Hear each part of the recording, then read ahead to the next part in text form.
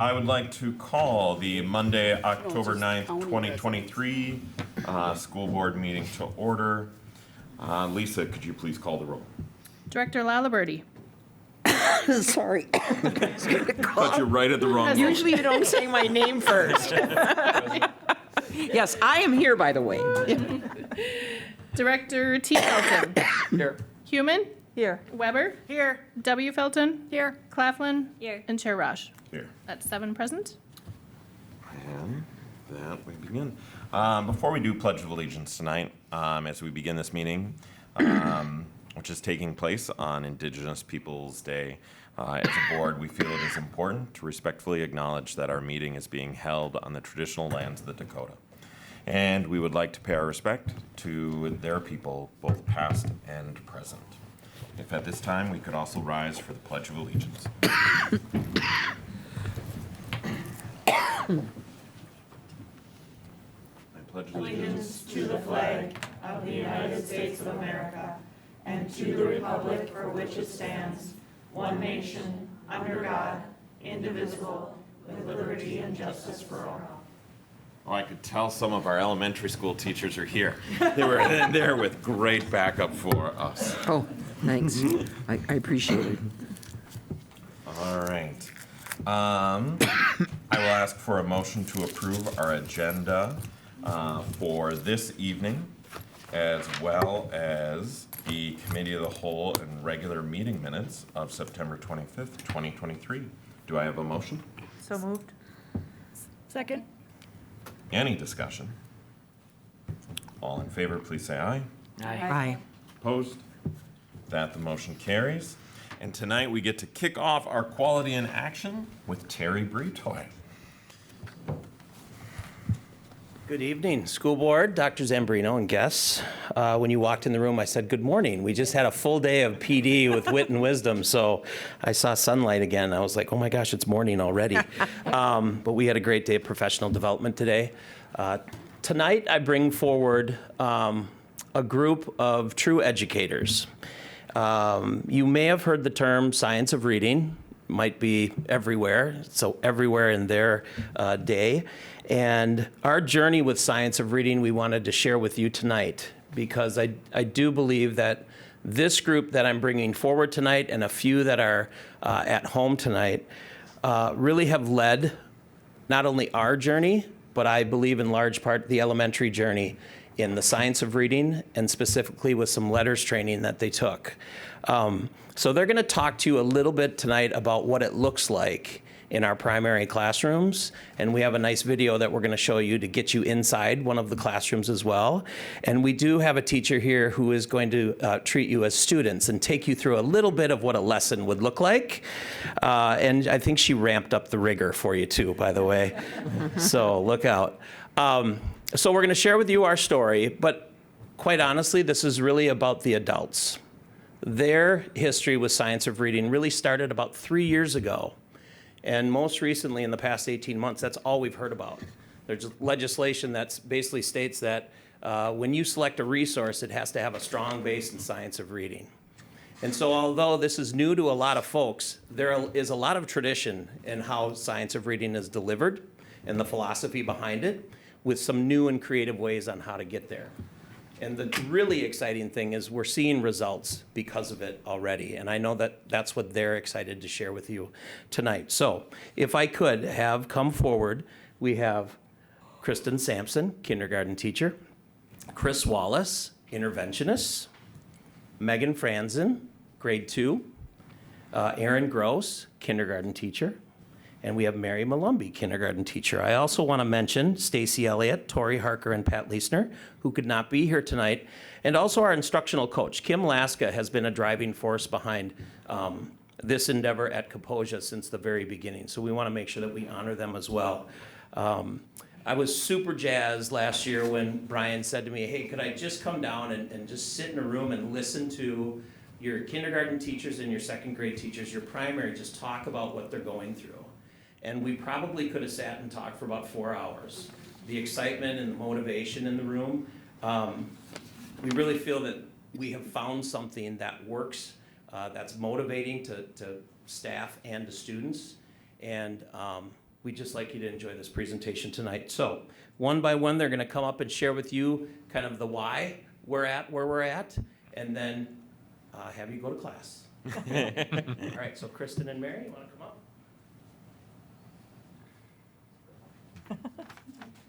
So, as much as I'm sure you guys love hearing the word data or data, as kindergarten teachers, believe it or not, that's a huge part of our day and our collaboration time together. So, when we're working our hearts out together collaboratively, carrying out curriculum with fidelity, you expect to see results.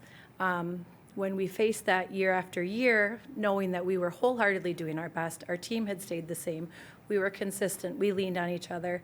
We just thought there has to be something more out there, and especially coming out of a pandemic, you know, there were a lot of kids behind, and we never felt such a strong need to catch up more kids faster. So we really just kind of went to search out what was going to get us the answers. And I had actually just graduated from college in 2017, so the fact that my literacy and education had no mention of the science of reading, and I was in the classroom just a few years later, and then all of a sudden you start to hear rumblings, and I'm like, whoa, I'm still paying for this. Like, how is this already out of date? So I kind of turned to my colleagues when I heard from one of my former professors that I was in contact with, and we just kind of went out together to learn more about the science of reading. Well, I'll tell you that I was peer pressured. You know, 'cause, I mean, I have a lot of experience, and I was hesitant at first, you know, because it's daunting. I mean, the live videos, the online work, it was a lot, but I'm like, it's going to be good. And boy, I'm so glad I did. I mean, teaching and not, I mean, I was getting the results, but not where they should have been. You know, and then last year when we did it and I saw the results, I'm like, yeah, this is good stuff. And I was seeing them being prepared for first grade. So that's kind of. Okay. So I just want to speak to the what led us into, like what it all entails in some of the letters training that we took part in. So I was also peer pressured, I will say that. But I mean, I have a literacy separate licensure for middle school, so that's where my passion lies. And I was not informed of this, so when it kind of piqued my interest to learn more. And through the many classes, so you take classes online, you take, do reading on your own, and also follow kind of like a digital class on your own, and you complete different tests along the way. At the end, it's not on these notes. It's hundreds of hours, roughly. And Oh, wow. well, we did a little more research today, and we found out, I have it written down, but I don't have it here, sorry. But it's many hours, and it's worth every minute of it. This should be in front of you. Yeah. So this is kind of the biggest aha for me and many of my colleagues. It's called Scarborough's Reading Rope. And I'm just going to talk to you about the top, and then I'll make a connection to what you see on the bottom there.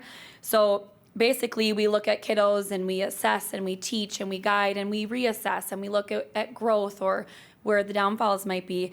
And over the years, sometimes we just didn't know what is it? Why are we not getting the gains that we expect? So then we're presented in our letters class with the Scarborough's Reading Rope and have a true understanding that is all put in to getting a skilled reader. Background knowledge, vocabulary, language, verbal reasoning, literacy knowledge is all considered language comprehension. Then you've got the other piece, which we hit hard in kindergarten, teaching them letter names, letter sounds, syllables, phonemes, and then sight words. So we would often say, we're hitting that so hard, and then yet we're not getting these strong readers. Well, it's because all of these pieces have to work well together. On the bottom of your page, it's called the simple view of reading, and that actually came out in the 80s, even though it didn't, start to show up on our radar until a little bit later. But for me, that was a big piece, probably the biggest piece of learning that I took away. So keep your eyes on, it's the language comprehension, and then it's a multiplication problem times word recognition or decoding, that's the D, to then achieve a fluent word recognition and a great comprehender in our students. And what struck me in my learning is if one of those is at a 0, you're multiplying, you're going to get a 0. And we often think of it as, well, they're strong here, they're going to get there. But if they're not strong in all of these areas, at the end of the day, you're not going to get a very skilled reader. So just understanding how many aspects really go into create a fluent reader who also comprehends and can decode along the way is huge. So just wanted to share a little bit of, tiny smidge of our learning, but it has been just really eye-opening what we have learned along the way. And next is Chris. Good evening. I was a kindergarten teacher for many, many years and work really closely. I now do reading intervention. And every year we would work, as they said, so hard, and getting this much. And what is going on? What is missing? What is missing? And then 3 years ago, we were all doing a book study in the summer, different book than anything to do with letters. But in that, the 6 shifts, we all started to kind of hear these different terms and realize that what we were doing in South St. Paul is we were teaching to the 6% that didn't need us. And we left the whole rest of them to fend for themselves. And what I mean by that is reading is breaking a code. And we thought, and research showed at the time, that if you just read, you would become a better reader. Well, we now know that isn't true. Now there's so much brain research on how we take in information, hours and hours. That's a whole nother thing. But it comes down to once we know better, we have to do better. And we know better. And so because of, we did kind of peer pressure some people. We tried to peer pressure more people. But those that trusted us. But it was over a minimum of 144 hours outside the school day on top of everything else you were doing. And then hours and hours on top of that to do your students. But it works. The results we've seen are amazing. And it has led us to 2 different programs called UFly, which you all know because we've adopted that now in South St. Paul in kindergarten through 2nd grade. And it is a phonics-based, very, very explicit way to teach. And it breaks the code. It breaks the code for all students. And you'll see a little bit later that some of you might need the code broken even a little more than you know. And then another part of it is through that, I started working with the Lexia and the Department of Dyslexia, which is also through the Minnesota Department of Education, and piloted something called Bridge to Read, which is a free resource. And it was only free to people that had originally done letters training, and now they've opened it up to anyone that is willing to follow it to fidelity. So we have 7 intervention teachers now at Kaposia, and all are able to use Bridge to Read. Oh, that's great. All right, hello, my name is Megan Franson, and I'm currently a 2nd grade teacher, and I love to teach reading. So I've taught kindergarten, 1st, 2nd, 4th, and 5th, and so I've seen the entire gamut of children's reading abilities and their need. So because I love to teach reading, I received my master's degree in literacy and reading, and once that was finished, I heard the mumblings of science of reading. I'm like, why did I not learn any of this in my master's degree that I just graduated with? And so Kristen brought this letters training to us, and of course we went through it and loved it. And something that we learned that is missing heavily from that instruction is called phonemic awareness. And phonemes, all words are made up of phonemes, which are individual sounds. And what students were struggling with is that they need to understand that those sounds can be broken up and changed and then blended together to make a word. And so when we begin our phonics programs and our lessons, we start with a phonemic awareness warm-up. So I am going to run you through that and let you see what we do in the classroom. So first step is that, because we talk about those phonemes and each individual sound, we're going to call it tapping the sounds. So when I ask you to tap a sound or tap a word out, I want you to use your fingers. And each finger would be a sound, and then afterward you would blend your finger together. Like if the word was cat, it would go k, at, and then you'd blend together cat. If you need more than 4 sounds, you can go on to your other hand too. I'm also going to be deleting some sounds, so I want to hear your answers for those, and we'll also be substituting some as well. So here is a couple practices.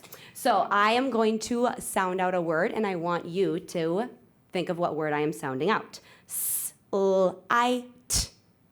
Slight? Slight is correct. Good. Now, what is this word? Climb. Climb is correct. Black. Black. Plate. Plate? Yep. Dress. Dress is correct. Now we're going to switch. So now I will say the word and I want you to tap it out. The word is brave. So you say the word brave. Brave. Tap it out. Blend it. Brave. Good. Now try this word. Clock. Clock. L.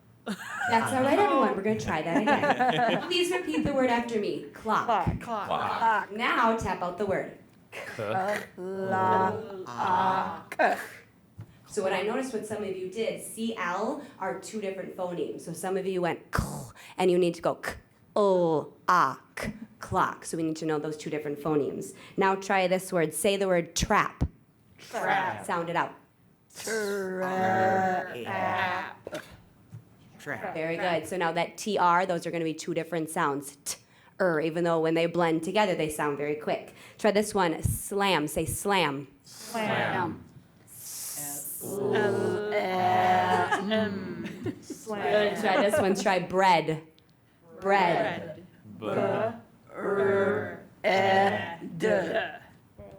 you're getting it. Okay, now we're going to switch it up. Now this is called deletion of sounds. So I'm going to have you say a word, and then I'm going to delete one of those sounds, and I want you to say what is left. Please say the word slight. Slight. Say slight, but don't say the s. Light. Light is correct. Say climb. Climb. Say climb, but don't say the k. Lime. Climb is correct. Say black, Black. but don't say the b. Black.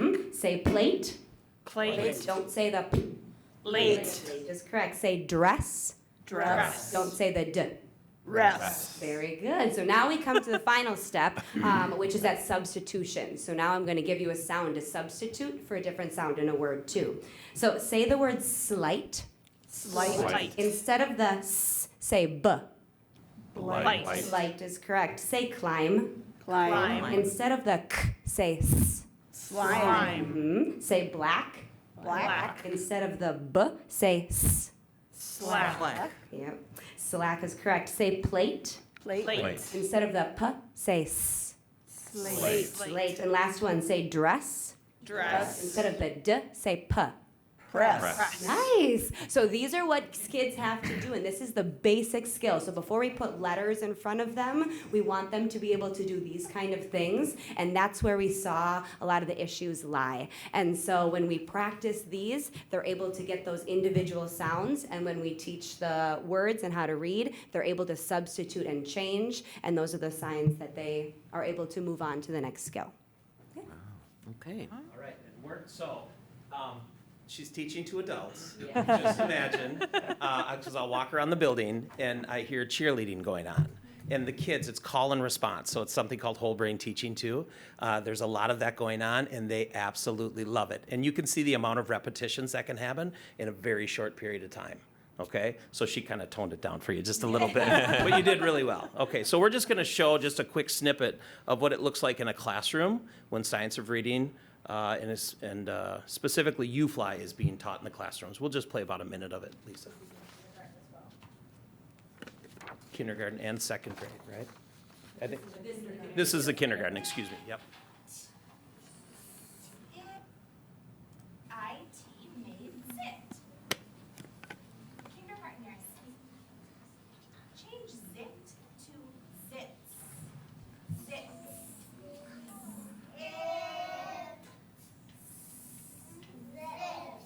Zips. We got it. Jacob. Change zips to zip. Change zips to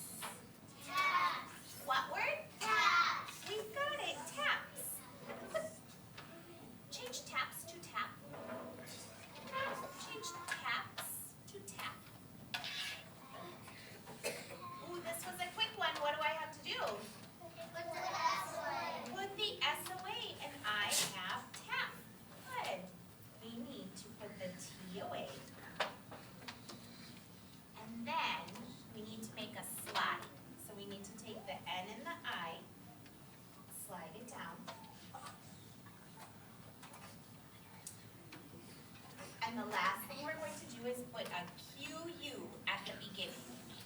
Put your QU at the beginning. Let's say those sounds and then blend it together. Finger under your Q. In. When. We are through with part 2, so we All right, so you can see this type of sound and letter recognition that has to happen quickly. And Chris is going to share with you some of the cool results that we've seen. So that was being used in the classroom, and then when they would come to intervention, we were doing the Bridge to Read, which is very similar but just a little bit different. And so we had 96 students last year in kindergarten. 45 of those students were in the red on the FRAS Bridge reading, early reading, which is what our district uses as a screening tool. By Try 3, we had 20 students on letter sounds.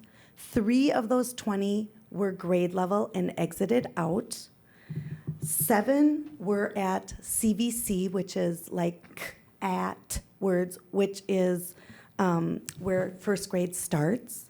So that left only 10 students still working on letter sounds.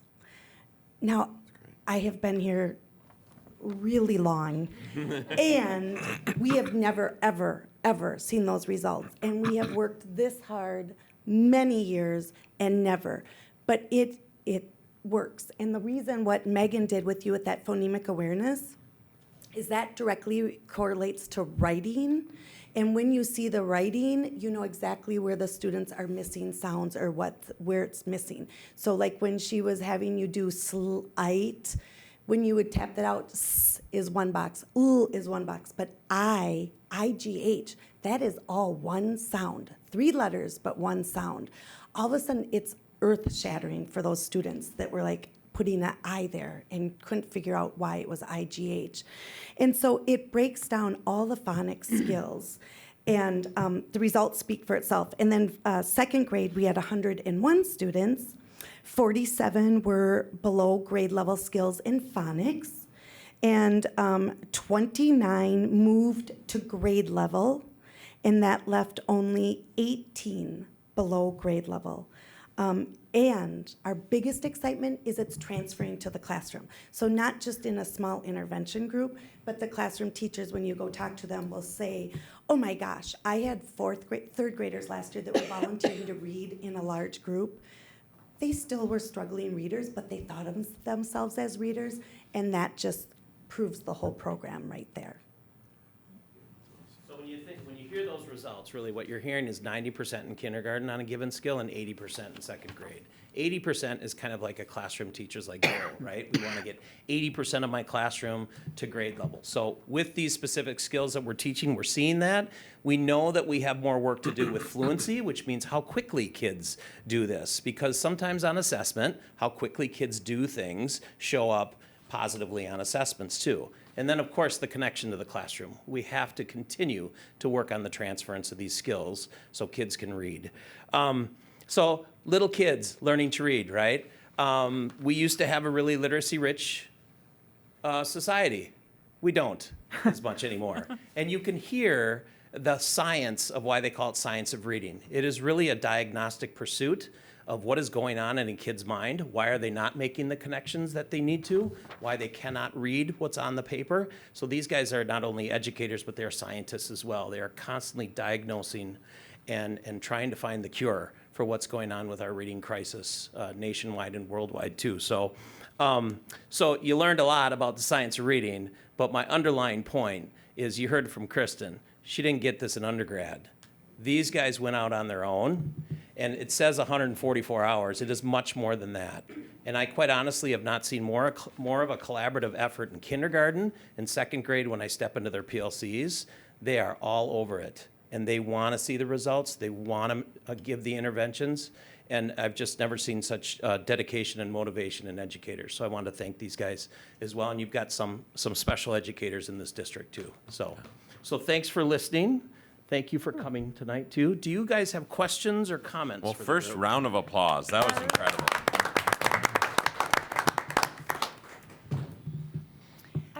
question on, are these skills transferable to, 5-year-olds who English is not their first language? Like, is that helping in, like, both of their language developments, or have you seen that? Yeah, very much so, because it's explicit, and it's direct, and it's automatic correction. You can see us, where Trey's out, we can see what they're thinking, what they're, what they're learning, what they're hearing from us, and we can make on-the-spot connections or corrections, and it's just very explicit, so it's really clicking with them. The other piece is, with our U-Fly, we teach 2 days a specific skill, the next 2 days a specific skill, and then a Friday is assessment. When we first read that, we were like, we're giving kindergartners like spelling tests, and that's essentially what we are doing. But that then helps inform our instruction starting right away on Monday. So we can see all of our kids, they all are receiving the same specific lessons on specific sounds and making words with those. And then they're writing sentences. I've never experienced that in my 20 years, that every Friday, all of my kids are able, with just a couple exceptions, to write a sentence based on these skills, and we call them heart words, words that they have to memorize, or have some irregularities to them, are able to put them on paper, regardless if their second language is English or they have special needs or whatever. Yes, our kids are showing that they can do it. And I just want to add too, so we have a lot of students that speak Spanish, and many Spanish sounds are very similar to English sounds, so we can really use those and build upon them. And also one other piece that's going to be big in our phonics instruction is how your mouth is forming each of those sounds. So instead of, you might have seen in a classroom a word wall back in the day where all those words that you learn are alphabetized, that is not current practice. We have a sound wall. And so what really helps those students that are learning to speak English is that when we teach a sound, say it's P for P, we have a mouth up on that screen, and I am watching their mouths, and we explain exactly how their mouth should be, as well as the sound and their tongue and what's touching and whatnot. They use mirrors to look. Yes. We touch our sound box. I heard someone say "s," nope, we go "s." You don't have your voice on. I mean, it's very explicit how they look at themselves and focus on the sounds that they make. And then for students that are in speech as well, we hear from the speech teachers exactly what I do, like amazing. So it's also helping students with special needs and that have those special speech considerations, that we are explicitly teaching what your mouth should look like, and then if we see any errors, we will correct it. So it helps across the gamut with students with needs as well as students that have minimal needs. There's some pretty incredible peer pressure helping our kids. And I love that analogy. I know how scary taking on new curriculum is when you've got something and you anecdotally have the places that you can demonstrate where that's worked.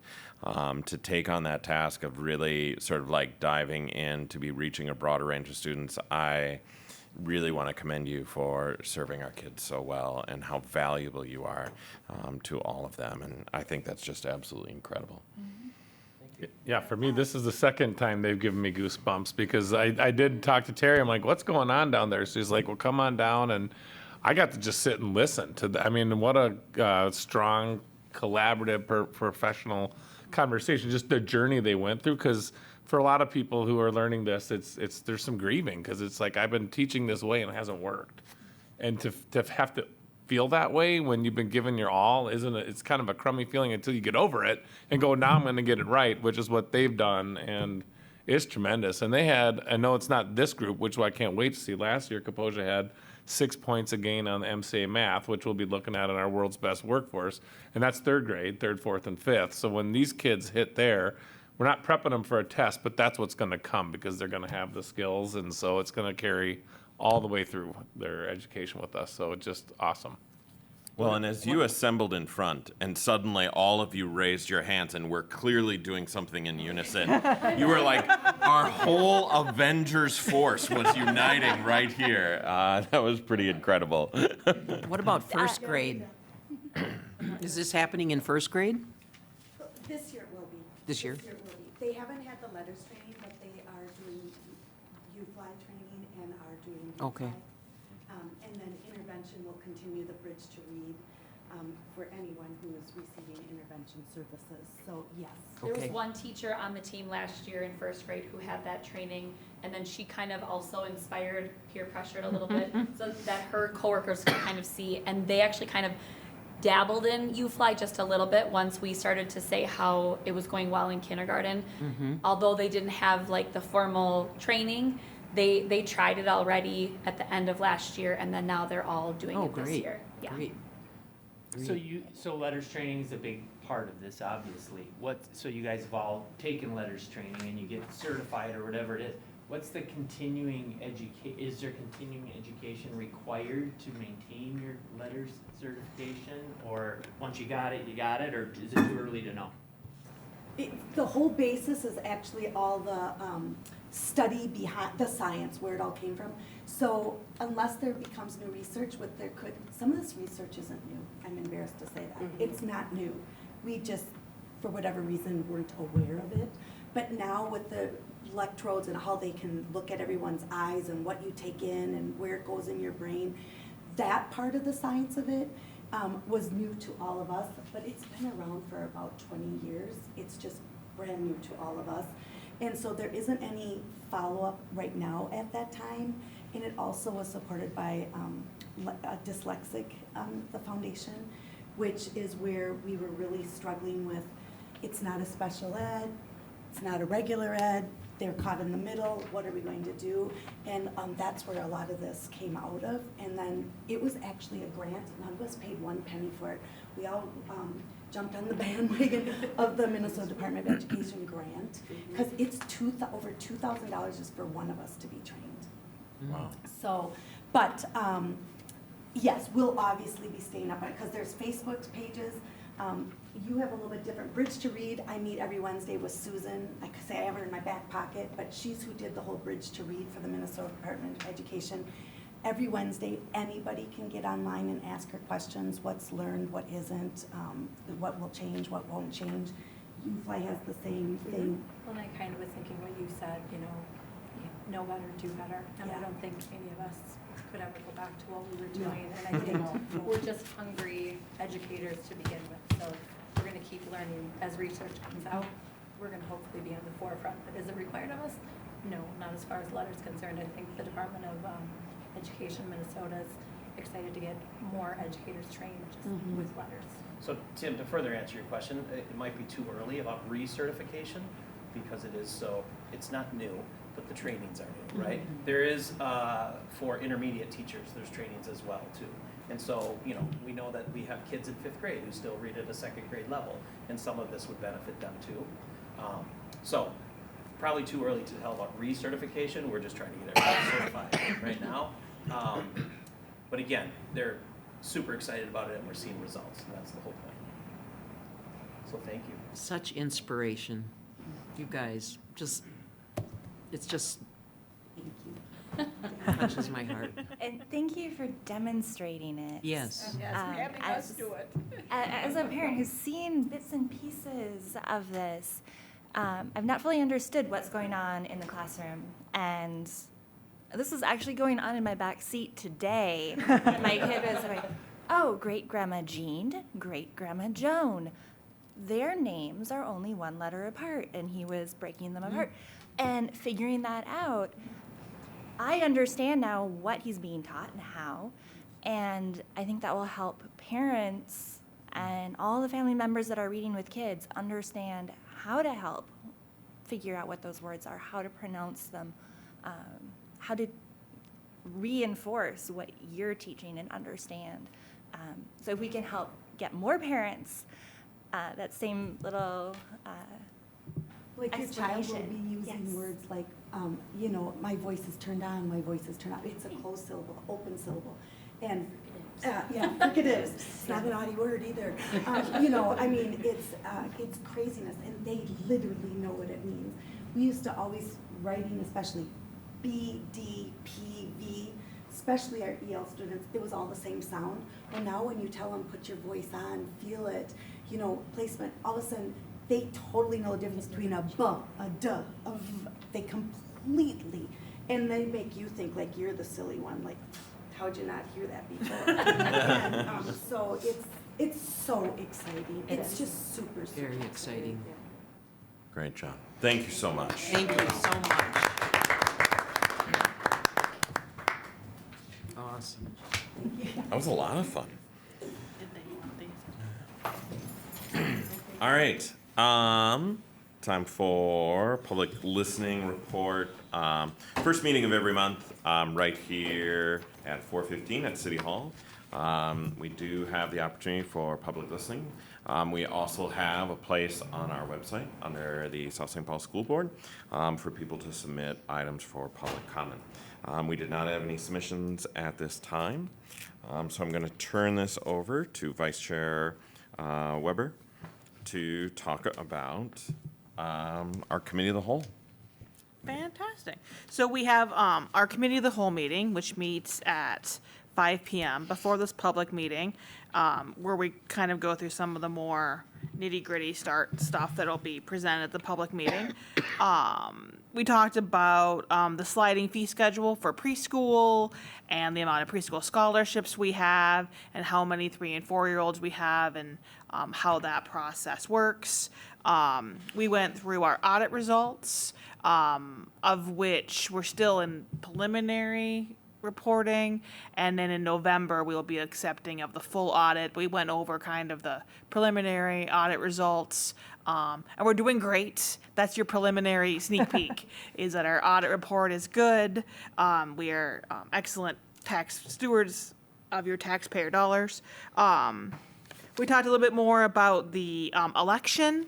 As you know, we have a special election going on right now for a school board member. Early voting is open right now at City Hall, and then there will be one polling location on election day for the election of our school board representative. We also went through some committee updates and some other administrative tasks. Excellent. Thank you, Vice Chair Weber. And now I'll turn to Dr. Zambrino for some highlights from around the district. All right. Well, thank you, Chair Ash. I don't know. It's hard to follow that group of amazing educators there. Like I said before, they gave me goosebumps the first time I got to hear their passion, and they continue today. But lots going on around the district. As Chair Ash mentioned, today is Indigenous Peoples Day. And so it's a day to celebrate and honor our Indigenous neighbors, friends, those who have been here since before most of us came to Minnesota. We all know, hopefully, that much of South St. Paul's history revolves around the Dakota village called Kaposia. So Kaposia was a seasonal migratory village just right down here on the banks of the Mississippi. And so it served as a great trading hub for the Dakota. And so on here, you can see a landmark pictured. It's the Kaposia Village marker. It's located at Concord and Butler, commemorating the site of where the village was in the mid-1800s. Prior to that, it actually was on the other side of the river. They were pushed and kind of relocated into where we are now in South St. Paul. And then there is another Kaposia Village marker just a half mile north on Concord. So important to know the roots of the land that we're on here today. It was just mentioned by Monica, that Vice Chair Weber, that we do have a school board election. We've been making sure to put this in here every time. Want to make sure people know to get out and vote. This is the one thing on the ballot. As I shared before, it's interesting to look at a ballot and see just one thing on there, but we have 4 great candidates running for the school board. Election is on November 7th, and so all residents are able to vote, and there's one polling location, so just want to make sure people know all voting will happen at the Dakota County Historical Society right across from where we are here at City Hall. And then there's lots more information on our candidates available at our website, so please hop on there if you want to learn more about our candidates. Can't remember which meeting it was. I missed our last one because I was sick, but I had brought the onesie, the Packer onesie, so here we get to see where this gets to play out. So I love that we're in a community that's small enough that the district is able to host a community baby shower. Our community ed partners, Jean and Kristen, who are in the room here with us, are, along with their team, hosting an annual community baby shower. So families who are expecting a baby or who've had a baby up to 1 year are invited. There's a gift bag, and we'll definitely make sure everyone gets that Packer onesie. That is happening on Friday, October 13th. I'm not superstitious, so I'm assuming everything goes swimmingly well on Friday the 13th. But that's from 9:30 to 11 at the Family Education Center. And so for those who've been to the district office, there's one door on the west side that is where the Family Education Center is. I know sometimes our doors get confusing, but we hope to have great turnout. I'm excited to see everyone who's there. And then in October is Bullying Prevention Month. And so always worth highlighting that. So it's a time to acknowledge the effect that bullying has on our youth. Where I sit in my chair, there's absolutely no place for bullying. We know, though, that when that happens, that is an educational moment for someone who might be committing those types of offenses, or if that's, don't like that word, but maybe bullying or not being so kind, let's say that word, to their classmates. So we work with, of course, them and supporting all of our students and families as they navigate that. We're working with students to understand what is bullying behavior and what to do if they see it. So I remember working with students and someone stole my seat. It's like, yep, that's not okay, but that's not bullying. So making sure we understand that it is more of an ongoing thing and a power imbalance. So that's something we work on, helping kids understand how to navigate some of just the social challenges that happen throughout childhood versus bullying. And then on Wednesday, the 18th, we wear orange to show our unity against bullying in our schools. So anyone in the community certainly can do that, but definitely in the schools, please wear orange on October 18th. All right, some other highlights happening around the district. We had a fantastic homecoming week. What a great show of school pride. The students got to dress up. They theme out each day. I was at Lincoln Center. I was happened to help. Principal Starkman was handing out breakfast to the pre-K kids. And all of a sudden I'm looking like all these kids are walking by in pink. I'm like, okay, all right. As kid after kid after kid in pink. And sure enough, I looked, yep, that was the color they were supposed to wear that day. So even our pre-K kids were representing. We have a picture here with some homecoming ambassadors, Braylon Renata, who's also one of our student board reps in the space, Andrew and Peter. So fun to have royalty in the room with us here tonight. The football game started with great weather. It was really fun. I was there and actually spent a lot of time in the concession stand. So I just want to point out kudos to everybody who works at concession stand, because that was like a fast and furious pace. I was like sweating in there trying to keep up, and the volunteers they were just rolling. So they're shouting out pickle and Coke and all this stuff, and I'm trying to sling it out. So really fun. But by the time I got done doing that, I looked outside and the lightning and wind and things were coming. So did have to push pause on that and finish the game the following Saturday. But just to shout out to all the staff who helped get everybody in and safe, and then make sure that the game could end smoothly. Not the outcome we wanted to have for the win-loss column, but our boys always play with their whole heart. So kudos to them. And then I wrapped up with the dance. I heard good things about the dance and some feedback around music from our resident royal in the house here who's laughing right now. I did admit I could never DJ a dance because the kids would be like, your choice of music stinks. So I would date myself quickly. Another really fun thing got to do recently last week, met with what we're calling our Superintendent Student Advisory Council. So started that last year as an opportunity. You know, we've talked a lot about our desired daily experience and creating the experience our staff and students and families want, and who better to hear from than the students. So got to, all of our sites got to pick students. So we picked 4th, 7th, and 11th graders. And the idea why we chose that grade is, you know, if we learn something in these meetings with them, we still have one more year to implement some of the things they've brought forward. You know, Renata in our cow session was talking about how the students last year shared with me, or actually my first spring, about the lack of feminine care products, and that's an example of some of the kinds of things we can do when we get the feedback from the kids. But awesome to hear like the highlights of what they thought was going well, lots of compliments to the teachers they have and opportunities, and then ask them like, what are some things you'd like to see? And like at the high school, they said, you know, we haven't really gotten back to having field trips as much as we had before the pandemic. So hadn't really been on my brain because I'm not living in that space. So really fun. So we did the whole group together. Now what I'll do is meet at each of the sites so we can kind of tailor it more to their site and with kids at the same age range. Although I'll tell you, last year and this year, like seeing our kids together just speaks to the way they're being raised at home, because like the older kids are so supportive and graceful with the younger kids, and they just really accept each other. So shout out to the families and parents raising those kids. So we'll meet at the sites with each of them throughout the year, and then in the spring we'll bring them back together. Last spring we had an opportunity for them to try new meal ideas or menu items that we were looking at with our nutrition services team, and that was just a hoot. And so we'll probably do that again with them in the spring. And thank you to Lisa Brandecker for all your help to organize, and to our principals and others who helped pick the kids. Great group of kids.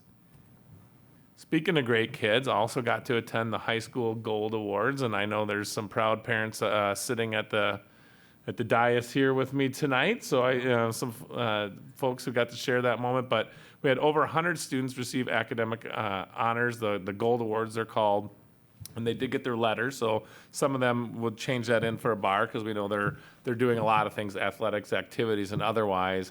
But they were recognized in particular for having a 3.70 GPA each trimester for 1, 2, or 3 years. And what I think is so amazing is when you see the seniors who are up there and maintain that GPA all the way through freshman, sophomore, junior, and I'm sure are right on track for that this year. So shout out to the teachers for working with them and the parents to support them, and just a great event.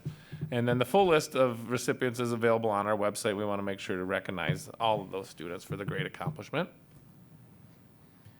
Fun hands-on learning. So last week, the IB physics team or classes got to launch some rockets. So they were doing hands-on learning, real-world example of Newton's 3 laws of motion. So the concept of momentum and kinematics, which I have to look up because I was like, okay, our students might know more than I do, and equation of motion with that. So I didn't ask. I got to find out that they find the rocket, because I loved shooting rockets when I was younger, and we used to do this at my school. But not always guaranteed that you find that thing when it goes up. But really appreciate our teachers thinking about experiential learning. We know from feedback from our stakeholders, hands-on learning is something our community really values, and so fun to see that in action. And then just as a reminder, we don't just serve our students in pre-K through 12. We do work with, as I said, we got the baby shower to welcome babies in, and we celebrate a lot with our seniors in the community. So got to attend the fashion show again last week. Really fun to see just the camaraderie and community there, and the style sense our seniors have. Boy, they really analyze every one of those garments, and they assess it for function, fashion, comfort, all of it. So fun to watch. At this senior center. So I want to thank Taylor Maurice for coming to bring in the clothes, and all of the participants. If we have seniors who are listening in and you haven't participated in the senior center, please do. It's just so many fun opportunities, arts and crafts, fashion shows, trips that they're taking. So shout out again to Jean and her team over there at Central Square. All right, and then I got a lot of dates to remember. We have just a lot going on, so we kind of threw a number of pieces on here to share out. So we are rapidly approaching the fall conference, the teacher conference. So that's what often we hear is MEA. That's October 19th and 20th. There's no school, and then November 3rd as well, so we can do some professional work in-house. At Kaposia, we've got a Panda Express fundraiser on the 11th, and they've got the Kaposia Education Center Family Movie Night on the 26th. November 1st and 2nd, that's the Student and Family Connect Day. So teachers will be scheduling those appointments with you to know when to come in. And then to help support that, on November 2nd, there's a K-5 Flex Learning Day. So again, your classroom teacher will give you directions on what your child will do. So they won't be in school at that time, but that allows them to have more time to work with our families. And then November 6th, gosh, November's coming right here, is a PTA meeting at 7. And then Lincoln, October 10th is their PTA meeting at 7. And then they got also a fundraiser going on at Panda Express. So for those who like Panda Express, you can get your fix twice in 2 weeks and support both of our elementary schools.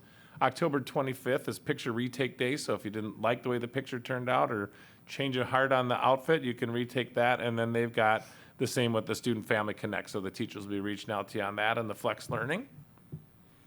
High school, we've got October 12th is when they're having their conferences, and that's running 3:30 to 7:30. The CLC on the same day they run theirs 3 to 6. And then for our middle school, they have the Family Advisory Group meeting on October 11th. And then they're doing a family bonfire and s'mores event, which I know they did before and was really fun and well attended. So that's on Friday the 13th, as I said, I know everything's going to go swimmingly well on the 13th. And then they have conferences 4 to 8 on November 1st and 2nd. Some other dates to remember: winter athletics and activities, dance team, basketball, wrestling, coming October 23rd. Hockey. We're already talking hockey? Tim, is that right? Is it hockey season? All right, here we go. It's coming up on the 30th. And then the fall musical coming at the November 10th through 12th. And that is Wizard of Oz. And we all know just how amazing these productions are. So be there or be square, as they might have said when Wizard of Oz came out. As always, our meeting materials are available on our website, and you can follow us on your favorite form of social media. Excellent. Thank you. Thank you, Dr. Zambrino. Up next, we have our consent items. Agenda items are financial claims, staffing, and personnel in nature. Do not require public discussion or explanation prior to the board action. Typically, these items have been presented via the board packet and have already been discussed or explained. Do I have a motion? So moved. Second. Any discussion? All in favor, please say aye. Aye. Opposed? With that, the motion carries. Tonight, we don't have any items up for policy review, but look out, we've got so many coming, as some of our legislative changes need us to make some adaptations and revisions over this next year. We will begin plowing through all 160 some of them that we need to take care of this year. That brings us to our business items, and I am looking for approval for the South St. Paul School Board to approve the resolution appointing election judges for the November 7th, 2023 election. So moved. Second. Any discussion? And Lisa, will you please call the roll? Director T. Felton. Yes. Human. Yes. Weber. Yes. W. Felton. Yes. Claflin. Yes. Laliberte. Yes. Raj. Yes. That's 7 yeas. That the motion carries. Rush, if I just may real quick, I should have said it in my time, but I want to make sure to just give a shout out to our partners at the city. They've been fantastic to work with. I've shared that Lisa has done a lot to keep us organized and making sure things are moving, and she always points out how great that partnership and support is from the city. So I just want to make sure I go on record and say thanks for that. Absolutely. I really appreciate the work that they've been doing with us, as this is somewhat unprecedented for It us to is. navigate our way through. All right. Up next, we looking for approval for the South St. Paul School Board to approve the school board employment resolution. So moved. Second. And I invite Joel Miltier up for a little bit of discussion. Great. Good evening. According to Minnesota Statute 123B.195, school board members may be employed by the school district as an employee as long as that amount earned does not exceed $8,000 in a fiscal year. We have a board member, Ms. Felton, who is working as a substitute in our school district and has graciously been serving students in our schools, and she is continuing to act in that capacity for the 23-24 school year. So we asked the board to approve this resolution to allow her to work as a substitute in the school district this year. Excellent. Any further discussion? Okay. All right. All in favor? Aye. Aye. Chair Raj. Resolution. Thank you so much. Lisa, will you please call the roll? Director Human. Yes. Weber. Yes. W. Felton. Yes. Claflin. Yes. Laliberte. Yes. T. Felton. Yes. Raj. Yes. That's 7 yeas. Thank you very much. Motion carried. Thank you for catching that. And bunch of items tonight. So next, I'm looking for approval for the South St. Paul School Board to approve the community preschool sliding fee scale. So moved. Second. And for discussion, I invite Jean Zender up. Good evening. I have And Kristen, as well. 17 Weeks, with me. She's our early learning coordinator. And so we're before you to ask for approval of our community preschool sliding fee schedule. As Joel had stated too, there's a school readiness program statute that a district must adopt a sliding fee schedule based on a family's income, but must waive a fee for any participants unable to pay. You know that our community preschool program is fee-based. The sliding fee schedule that Kristen put together and that you have before you to approve is based on the federal poverty guidelines and on the state eligible standards for pathways to early learning scholarships. We have enough funding in our scholarship program to offer scholarships to any of our families that are eligible in our threes program, so we're very proud about that. And Kristen does a wonderful job getting that process moving along because it is a bit of a process, so feel free if anyone has questions to reach out to Kristen. And I think that's about what we have. So Excellent.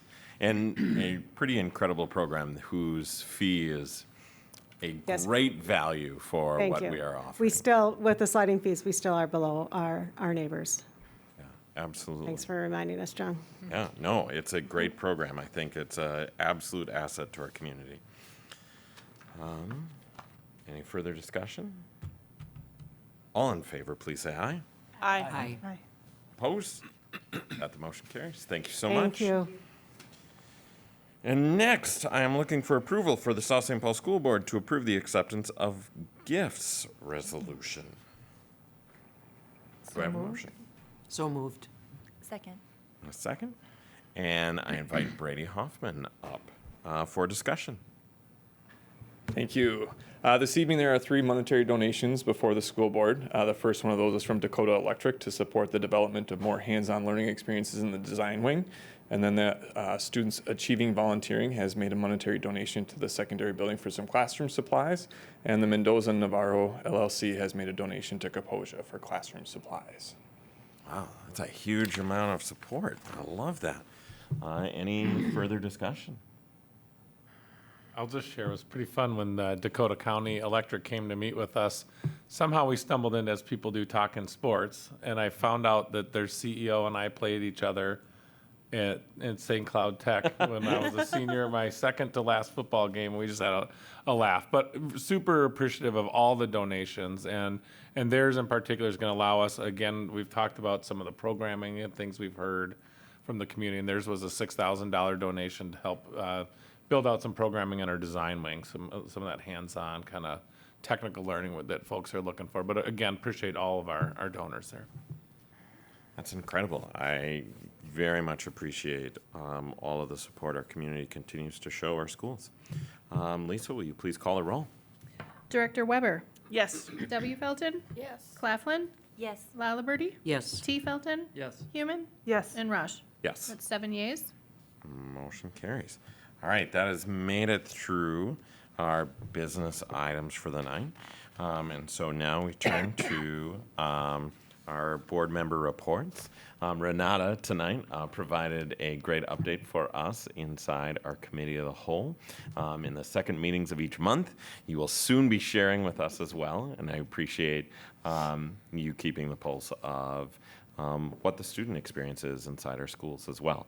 That voice is of great value to us as a board. And I will turn this over to Ann Claflin first. Thank you. The local issues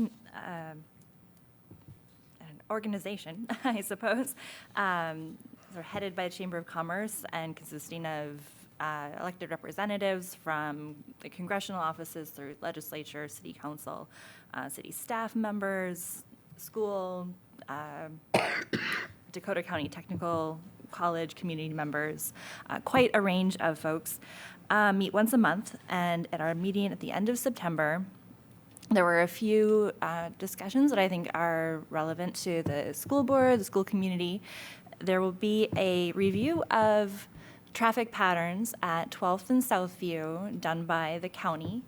And this is especially relevant to the schools because there are students who have a difficult time crossing at that intersection. It's a busy one. We all are very familiar with it. So do look for communications from the county about that traffic review.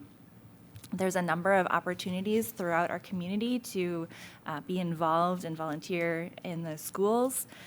The DARTS program has learning buddies. You can be a pen pal to our classrooms. Students can help seniors and other adults needing assistance with some fall cleanup. The Read Across South St. Paul is an opportunity for volunteers to come in and read in our elementary classrooms. And over at Inver Hills and DCTC in February, there will be a math competition. They're looking for volunteers. There's a lot of ways that our community members can get involved in supporting education at many different levels. And the last part of the conversation that I'd like to really share with the community is the discussion around our school resource officers, the SROs. I know that there have been questions from our community when we're looking at the news and seeing the law enforcement and school district relationships in our surrounding communities falling apart. I've been reassured by Chief Wickie, the Chief of Police here in South St. Paul. They have a really great relationship with our school district, and they're in constant conversation. It is a changing landscape, and there's always new information coming out about these roles of the school resource officers, but they're staying on top of it and staying in communication, and mostly want us to understand that they're committed to keeping staff in the buildings and making sure staff and everyone knows what the roles of those community members are. So if you have any concerns about the school resource officer presence in the school, I'd really recommend you reach out to our district. They're in very close conversation with the police department here, and I feel like we have a really great relationship with them. We're collaborative and supportive. So local issues was really great last month. Absolutely, thank you. Yes, it's been in the news so much, so I know that has certainly been an area of questions or concerns, but that's continues to be a strong relationship. Director Nikki Lalabrady. I have nothing at this time. We'll go to the other end of the table. Kim Human. Sure. I talk about passion and excitement in our school district. I spent the day on the road again on Saturday, and the number of people wearing their Packers gear was amazing. And I'd always ask, like, do you live here in South St. Paul? And so many people were like, no, but I graduated from South St. Paul and I'm coming back because this is my home. And I just love that connection that our alumni have to us. Plenty of people, obviously, still live in South St. Paul, but I love the pride on the road again. Saw a lot of it. Excellent. Wendy Felton. Yes. A couple things that I've done in the last week or two. I, of course, am a member of the Senior Center here in South St. Paul at Central Square, and I was in the fashion show, as Dr. Zambrino mentioned it earlier. And I've been in several of the fashion shows. It's always fun. It's always encouraging members to join. And I also attended the homecoming game. You know, unfortunately, as we know with the storm that came, I got to walk home through the storm from the high school. So, yeah, it was always a fun event. And also the Education Foundation that I represent our school board on. The tickets are on sale for the gala in November. So I encourage people who are interested in attending the gala you can purchase your tickets. You can go to the foundation right on Murray Avenue if you'd like to attend that event in November. And then a few upcoming events. Some were already mentioned though, at Kaposia, some things. They will be having their next PTA meeting coming up. Of course, it's in the beginning of November. It is on November 6th. And also coming up now at the end of this month, October 26th, it's their movie night. And right before Halloween, they will be watching The Addams Family. So if you would like to attend, come see the Addams Family movie. And also, as was mentioned, at Panda Express will be the fundraiser for Kaposia on Wednesday, October 11th. It's the Panda Express in West St. Paul, right by the Target store. You can attend that. That's really good. And then some events for Lincoln Center. They are also still looking for anyone who would be interested in being a volunteer. They're looking for volunteers that would want to assist in their recess programs, and if you would want to help be in their lunchroom, if available, when they are short-staffed. They're looking for volunteers. And they also are having the Panda Express fundraiser. Theirs will be held on October 17th, and it runs from 10:30 in the morning until 9 o'clock at night at the West St. Paul Panda Express. And then, as was mentioned regarding our middle school, they'll be having their bonfire on Friday the 13th at 6:30 in Central Square. And also, as was mentioned, on the 18th, wear your orange on Unity Day. And one other exciting thing for middle schoolers, there will be a spring break trip being held to Washington, D.C. So if students are interested in being able to attend this spring break trip, it is important that you have expressed information or signed up by this coming Friday, the 13th. Any questions, concerns, feel free to contact Principal Borg at the middle school. And then, as was mentioned also at the high school, the fall musical, The Wizard of Oz, which is coming up in November. In fact, I personally ordered my tickets today. Looking forward to, I love their musicals. It's always so good and so exciting. So looking forward to seeing that play. Thank you. Tim Felton. Nothing to add at this point, thank you. Monica Weber. I also went on the road again this weekend and had a fantastic time, and it's always one of my favorite events in our community. And just want to do a sincere thank you to all the volunteers, to all the businesses, to all the civic groups, Neighbors Inc. I know it's a big event for them. It's truly one of my favorite days in this community. Excellent, thank you. And I just want to highlight, we have ongoing sort of discussion with the city about some shared core values that we are working through together. We'll be meeting again on that soon. Had a small group meeting this last week with the city and have just really enjoyed that partnership. With nothing further at this point, we are going to be moving into closed session per open meeting law, Minnesota State Statute 13D.03 for teacher negotiations update this evening. All right, and with that, we'll move into closed session.